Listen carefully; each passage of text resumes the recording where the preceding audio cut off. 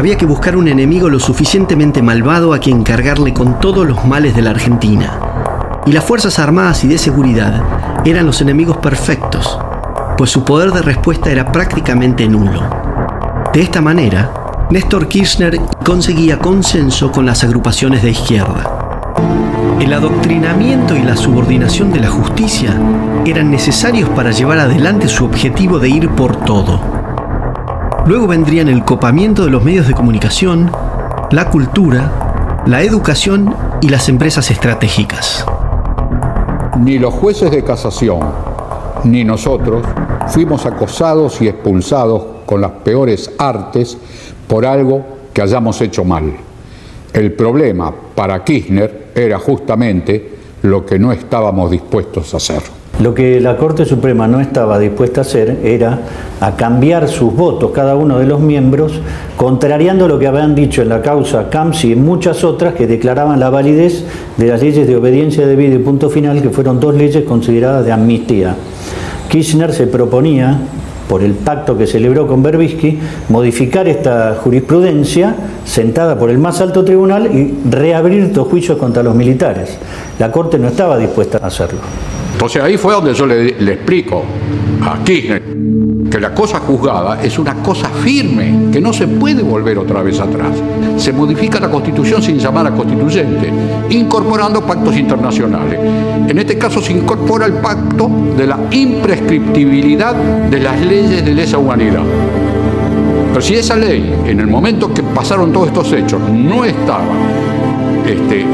incorporada en la Constitución, obviamente estoy poniendo la ley en forma retroactiva, pero, o sea que la retroactividad me la aceptan cuando es perjudicial para el reo, pero no la aceptan cuando es beneficiosa para el reo. Entonces, estas son las cosas que no podía hacer nuestra Corte, porque iba en contra de la naturaleza de las cosas.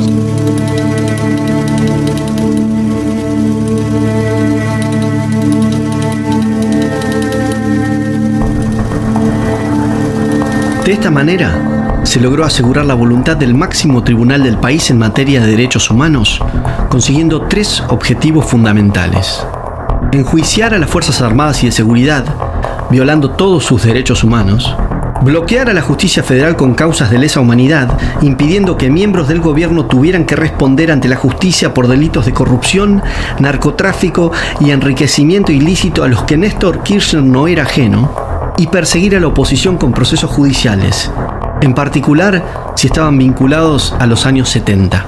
A mi criterio, no era necesario hacer cambios en la Corte Suprema. De hecho, los cambios fueron muy aplaudidos porque decían se terminó con la mayoría automática, pero la verdad es que fue hecho mediante un proceso que nunca se había visto en la Argentina. Siempre, hasta en los gobiernos de facto, se le permitió a los ministros de la Corte renunciar o plantearle alguna disidencia frente a frente. Jamás se los presionó con llevarlos públicamente al escarnio del juicio político, como hicieron el gobierno kirchnerista a través del senador Falú, haciéndole un escrache público a los jueces y acusándolos nada más que por los fallos que habían dictado. La gente los aplaudió. Pero nosotros, que trabajamos en la justicia federal, nos dimos cuenta que era una bajada de línea completa para toda la justicia federal, en especial la justicia federal penal.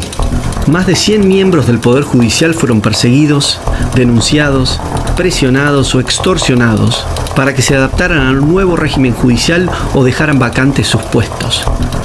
Varios jueces fueron procesados, algunos resultaron encarcelados, mientras que otros debieron exiliarse. Venía recibiendo amenazas, venían multitudes a mi casa que las traían en colectivo a hacer scratches, pintaban los vidrios del edificio, pintaban los mármoles, las veredas, le gritaban a los vecinos que nos echaran. Yo vivo en Belgrano.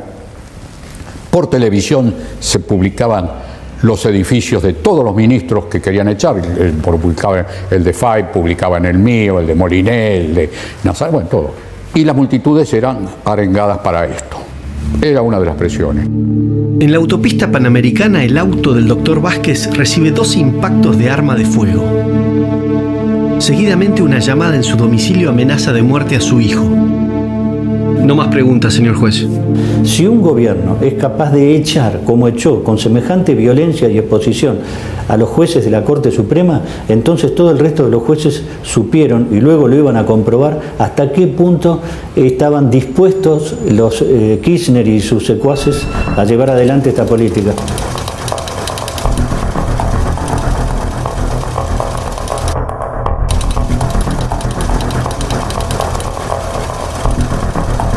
El plan de tener una justicia propia a la medida ya estaba en marcha.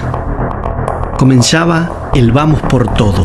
Tanto la ley de obediencia debida como la de punto final fueron declaradas constitucionales por nuestra Corte Suprema de Justicia por la totalidad de sus miembros.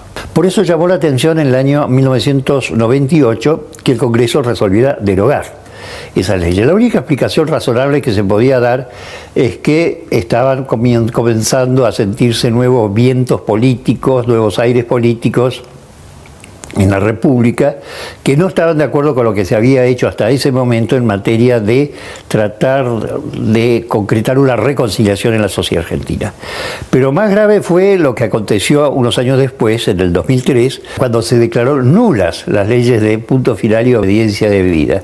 Porque si bien el Congreso pudo derogarlas, con lo cual no se aplicaban de ahí para adelante, pero los efectos de esas leyes se cumplían plenamente, al declararlas nulas, lo que pretendía el Congreso era que esas leyes se tuvieran como que no se existieron jamás, que no podían ser dictadas. Sin embargo, fueron dictadas por el Congreso de un gobierno constitucional, por un Congreso que muchos de los integrantes en el año 2003 lo habían integrado años atrás, con lo cual fue sumamente criticada esa decisión del Congreso, particularmente por la Academia Nacional de Derecho.